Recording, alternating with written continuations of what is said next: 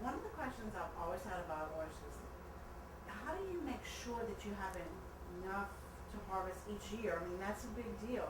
Salinity change, when you get different water, for a big spring flood, and so how do you protect your industry? I mean, that's how do you protect your living? It depends on different people that's in the oyster industry.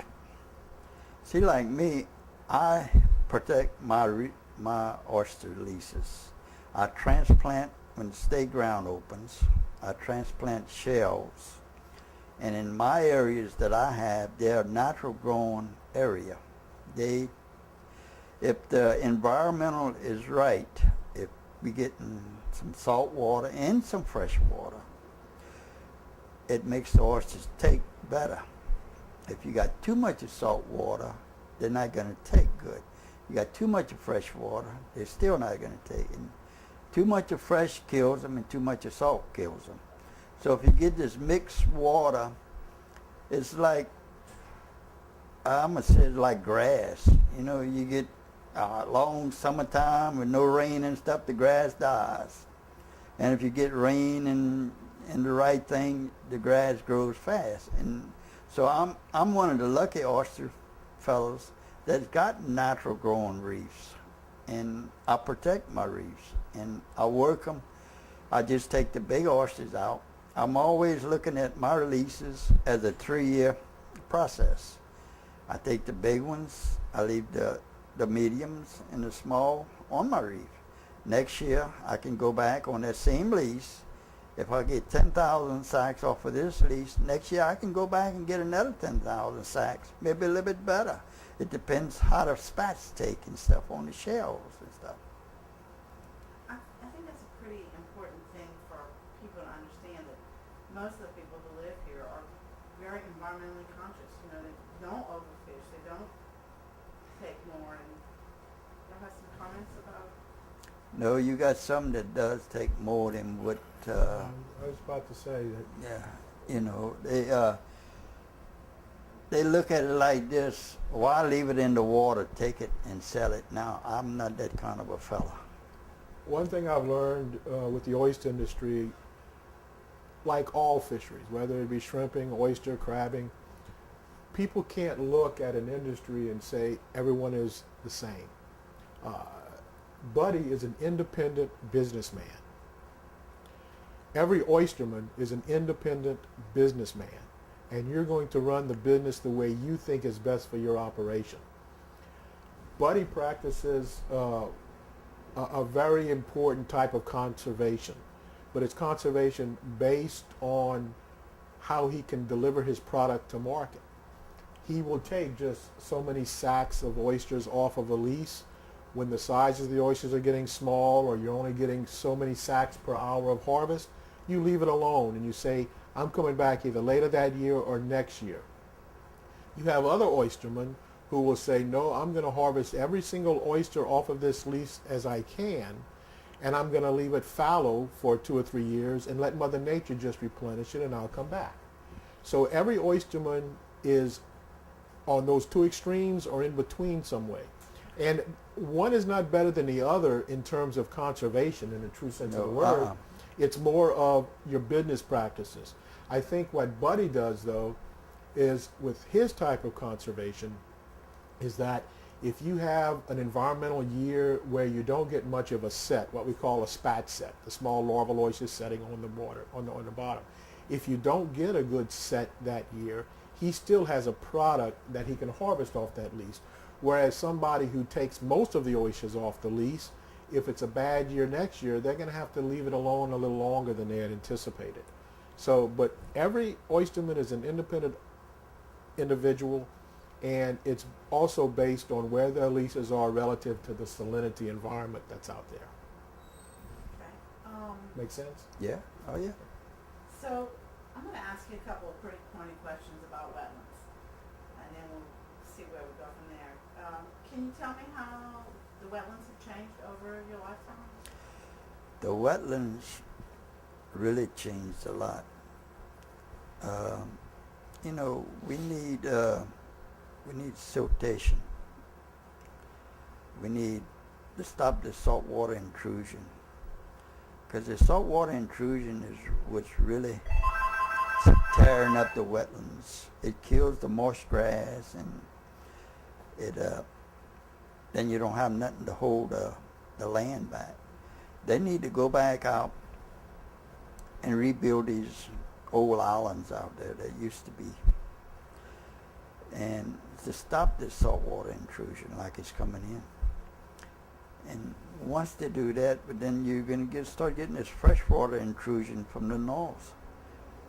That's going to start helping building these ground back up, and it's going to make you a better seafood industry, and your shrimp, your crab, your fish, and everything. And let's see how I can say this. I done had ground surveyed with Wildlife and Fisheries Surveyor, and we marked it off. And come back to, well, that night they had a bad squall came in, and we stuck our poles out. And I had one stuck on the bank that night, and the next morning when I went back out, that pole was 2 foot in the water. That's how bad, the environment, the land is washing away, because you don't have the nutrition in the water to really kill that salt water. So do you think the change in wetlands have had an effect on the oyster industry? The change of, yes, it did. Tell me how it's changed the industry. How it changed the industry? It, as the saltwater intrusion comes in, your land washes away. Everything starts moving north. You have, I'm going to give you an example. I bought some leases from a fellow about 40 years ago, I guess, 35, 40 years ago. And he told me he had some leases out there by Last Island, Lake Pelto. And my brother told me, he said, buddy, he said, you're not going to do nothing with them leases. He said, well, I said, maybe one day. So right after Hurricane Andrew came through, I don't know what it done. It changed the environmental out there some kind of way. And them reefs took up, they formed oysters like out of this world. That boat that I got up there on the wall would leave my house at 4 o'clock in the morning and run to Lake Pelto. That's a 6-hour run. And come back with what is 300 sacks of oysters sitting on the deck of that boat. When you looked at one, you looked at them all. It was all pretty round, single oyster, big oysters. And what caused it, I really don't know. I think the river was kind of high that year, something. I don't know exactly what really changed it, but something changed it. And oysters is an animal that's going to tell you the environmental, how it is. Earl? Yeah, I think that's last statement, buddy, is kind of the crux of the whole thing. It's an animal that's on the bottom. It never moves once it sets on the bottom. It's only in the water column as a lorry for 2 to 3 weeks. Once it sets to the bottom and cements to the bottom, it will never move again. And it does become a good biological sentinel for what's happening in the estuaries. I've been blessed to have been working with shrimpers, crabbers, oystermen, crawfish farmers.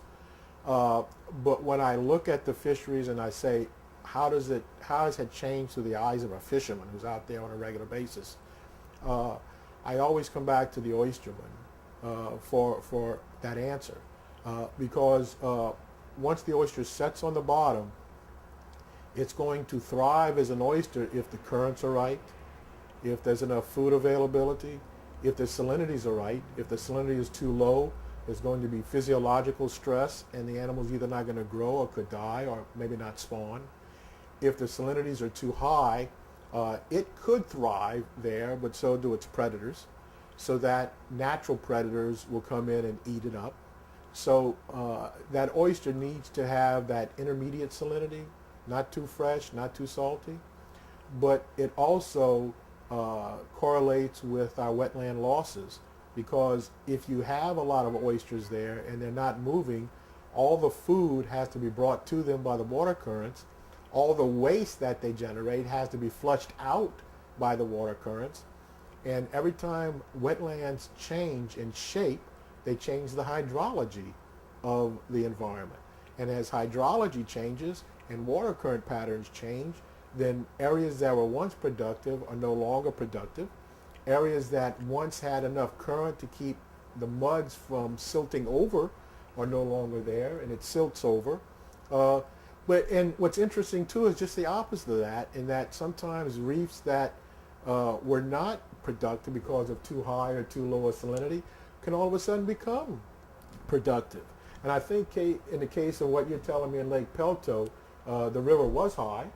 I think something like that allows you to get that set, and it'll survive for a while. And that was the time the Corps put that weir in the Wax Lake outlet, the weir, yeah. And it pushed a lot of more Pushed a fresh lot of water water. down the intercoastal, down the channel. And the ship channel brings it out up in that area up in there. And I think maybe that had a little effect on I it too. truly think it did. And of course, once the Wax Lake outlet was taken out, that it sill stopped. dam was taken out, that dam, not a sill dam, was taken out, it changed the water current patterns again. And I think that's what people need to understand in coastal resource management and coastal restoration management, is that oystermen are not anti-freshwater or anti-diversions. What they need to know is, when will things flow? When will it not flow? Can it flow at such a rate that you're going to allow me to have salinities that are needed when it's needed? And I mean, there's something that I always say, and that is, as the oysters go, so goes the estuary.